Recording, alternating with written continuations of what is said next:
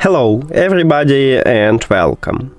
In this video I'm going to show you how to unpair your speaker QCY SP7 from your iPhone.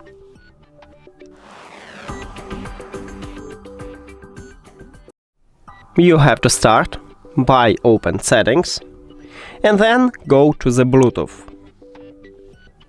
At the device list, click the information icon near to your speaker.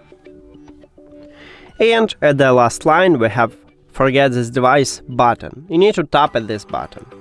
But if you want to only stop Bluetooth connection with your speaker, but leave it at the device list to reconnect this in the future, especially that this speaker have dual connection, you need to select disconnect button, not forget this device.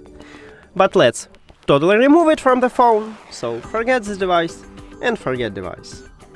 After that, we can turn off the speaker by press and hold power button at the top of the speaker.